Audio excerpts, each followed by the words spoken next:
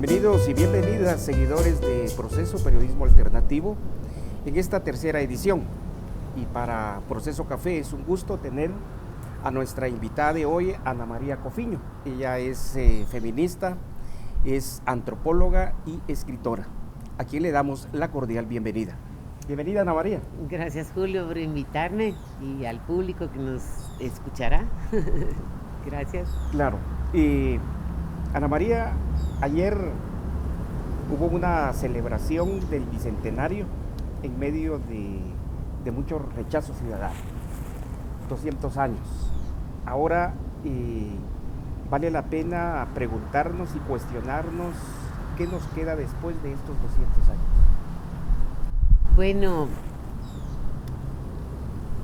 vale la pena preguntárnoslo a muchos niveles, ¿verdad, Julio? Porque la pandemia que pensamos que con unos días de confinamiento iba a pasar, me parece a mí que va a durar muchos años más. Entonces, eso ya nos cambió la vida y aquí en Antigua vos lo puedes ver muy fácilmente.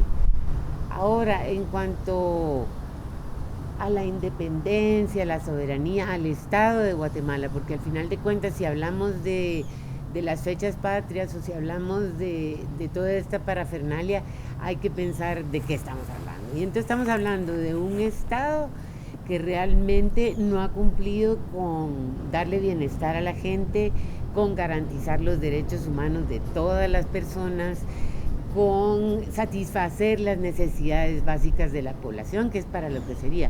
Simplemente hoy el Estado es la fuente de riqueza de estos grupos, no solo la oligarquía tradicional, sino de los grupos clandestinos, de los grupos ligados al crimen organizado, al narcotráfico de todas especies, de armas, de niñas y de drogas, por supuesto. Entonces es un Estado que no puede hacer otra cosa más que rendirse ante el mandato de estos delincuentes, y por lo tanto están convirtiendo a Guatemala en un territorio donde la ley nadie ya la respeta, donde predomina una cultura mediocre que se basa en la ostentación, en el lujo excesivo y en la exclusión, ¿verdad? Estas fechas se prestan mucho para ese nacionalismo barato del chapín que rinde culto al quetzal cuando nunca lo ha visto y que no sabe ni lo que es un bosque nuboso y que está en favor de la minería y que no le importa que el río Cagón y otros muchos ríos del país se deterioren. Entonces es interesante porque da pie a toda esta discusión y a poner de relieve las contradicciones, las ambigüedades y las injusticias que giran en torno al Estado de Guatemala. Claro, es un Estado fallido para los intereses de las grandes mayorías. El Estado le debe la educación, la salud, el trabajo, la seguridad, pero tú decías algo interesante, es un Estado protector y que ha favorecido a las élites de siempre. Pues es lo que te digo, no solo a esas élites tradicionales, sino al narcotráfico, porque hoy Guatemala a ojos vistas está ese capital que procede de negocios ilícitos y que se lava con anuencia del Estado, ¿verdad? El Estado hoy día, digamos, es el mecanismo que se utiliza no solo para blanqueado, para lavado, sino para darle todo, los recursos naturales, humanos, históricos, a estas inversionistas que están haciendo del país una ruina, ¿verdad? Están saqueando no solo las tierras de la gente en sus territorios, sino que de veras están devastando las montañas. Y ustedes ven cómo salen camionadas y camionadas de tierra y las montañas, por supuesto que se van desapareciendo, y así como eso están haciendo con todo, ¿verdad? La educación en este país, ¿en qué quedó? ¿Verdad? En covachas, en niños que no tienen acceso a nada, ¿verdad? El libro de texto ni pensar que exista ya más. En fin, yo sí pienso que es un deterioro ya alarmante en el que está Guatemala. Si tú transitas por esas carreteras que han construido diputados, alcaldes, gente corrupta que se ha robado lo que el pueblo le aporta al Estado, son unas carreteras que dan vergüenza y que además ponen en peligro la vida del país.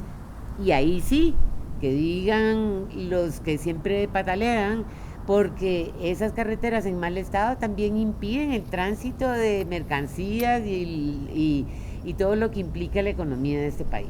Ahora, Ana María, este Estado fallido, que además es machista, patriarcal, ¿cuál sería o cuál sería el papel de las mujeres en este contexto?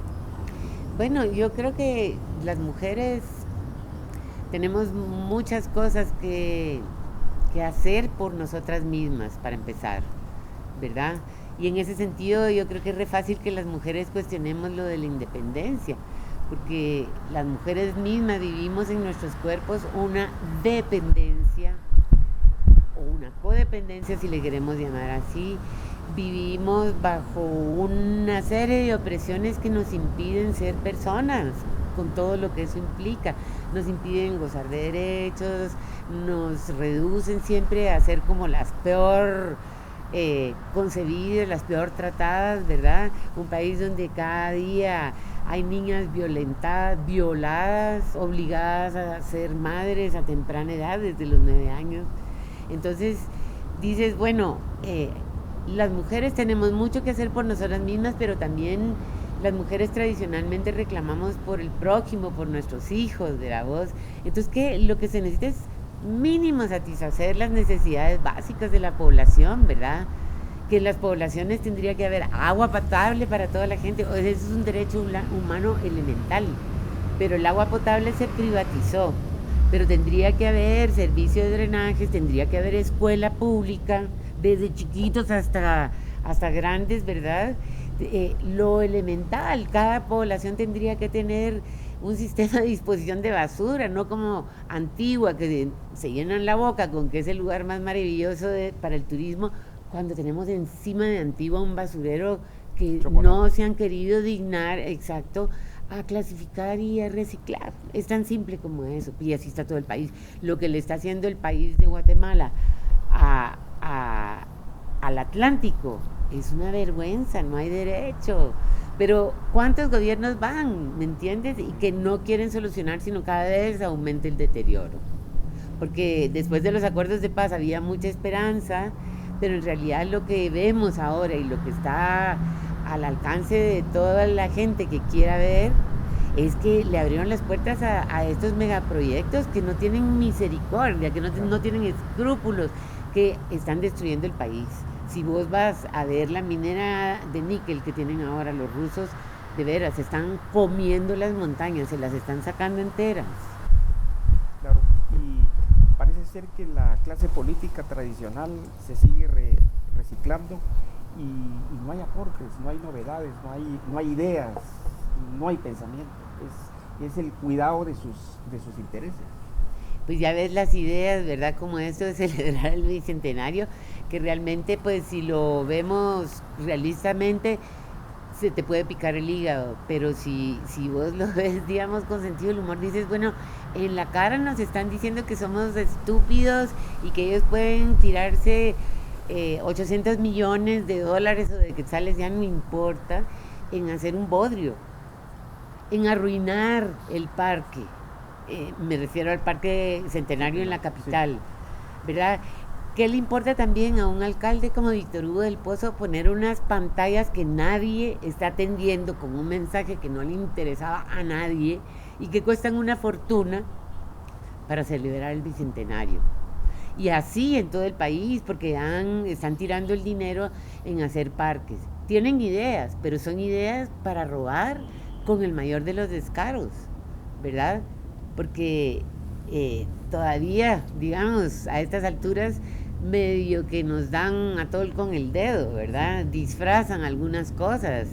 Mira, Ana María, en el 2015, en estas jornadas cívicas, se vio la participación de mucha juventud, de muchos jóvenes.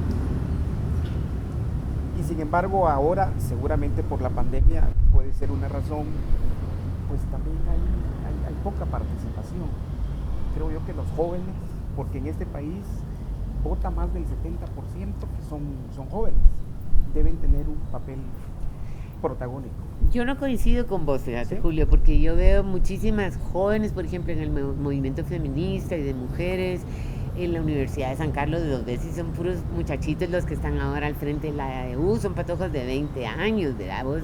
Y ya son patojos que se están fogueando, que están participando, que eso sí es súper importante, y lo ves, digamos, esta juntura de universidades privadas, católicas, con la Universidad de San Carlos, es algo novedoso que no se había dado, digamos, cuando la AEU tuvo tanta fuerza en los años 70, 80.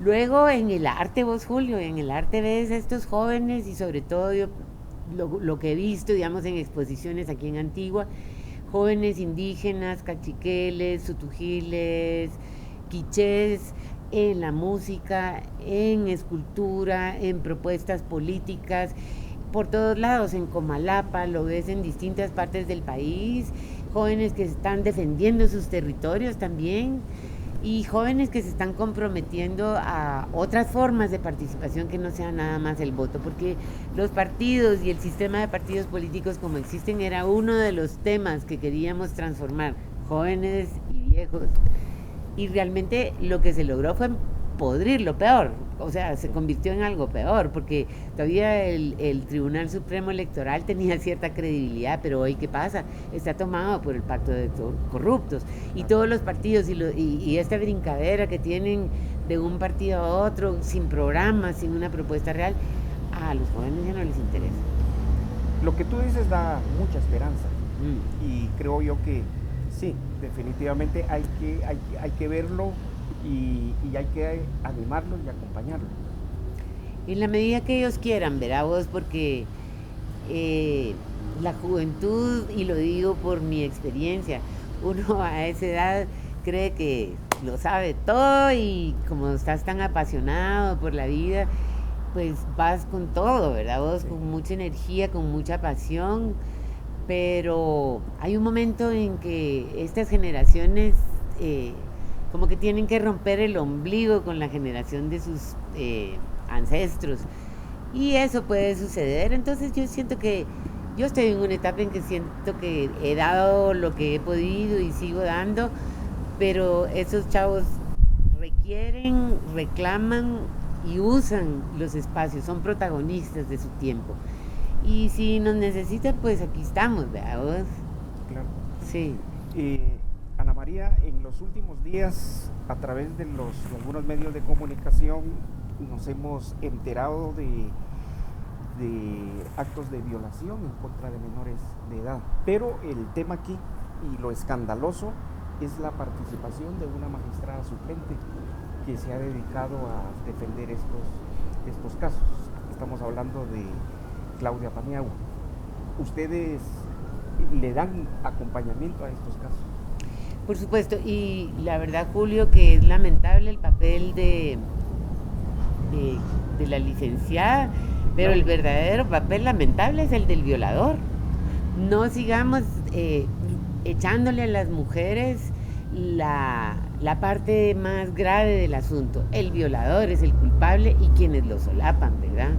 Claro. Y en ese sentido, pues, como te digo, eso es lo que hay que condenar, porque violadores hay en cada esquina. Puede ser el hermano de la niña, puede ser el de la tienda, puede ser el sacerdote, y es el maestro. Un maestro que es bombero, que ocupa cargos públicos, y es ni más ni menos que un despreciable violador, que lo que está haciendo es abusando de su posición de maestro para violar a jovencitas estudiantes. Y esto no nada más aquí en San Lucas, no nada más aquí en Antigua, está sucediendo, y entonces ahí es donde realmente tendríamos que indignarnos de saber que cotidianamente decenas de niñas de diferentes edades están siendo abusadas, están siendo violadas. Eso no lo debería permitir ningún hombre ni ninguna mujer, y mucho menos el presidente de la República, que tiene a bien nunca mencionar ese asunto, ¿verdad? Si no es por las mujeres que estamos encima, y que tenemos que hacer acopio de valor para hacer estas declaraciones, porque luego nos insultan nos atacan, ¿verdad? Como es el caso de Verónica Molina, que ahora hay una serie de personas que le achacan a ella la culpa de haber sido violada, como sucede en lo más corriente y lo más vulgar de todas las defensas a todo nivel, ¿verdad? Siempre son las mujeres las culpables. Ahora, volviendo a la licenciada Paniagua, no solo ponerse a defender a eventuales y posibles violadores, sino que además, siendo ella integrante de la Corte de Constitucionalidad, no tendría por qué estar ejerciendo a este nivel. Entonces ves que la corrupción no es unilateral, tiene muchas facetas, ¿verdad? Y se presenta a muchos niveles. Y también, ya si querés, algo que se ha revertido en contra de las mujeres es la ley de feminicidio, que gente ligada al pacto de corruptos y gente como Jimmy Morales y como funcionarios muy importantes le van dando vuelta a las leyes, a la justicia, a esa infraestructura que se creó para proteger y defender a las mujeres, para ellos cubrir sus crímenes y las atrocidades que se cometen en este país. Muy bien. Hemos conversado con Ana María Cofiño. A ustedes muchas gracias y los esperamos la próxima semana en otro programa con un tema interesante.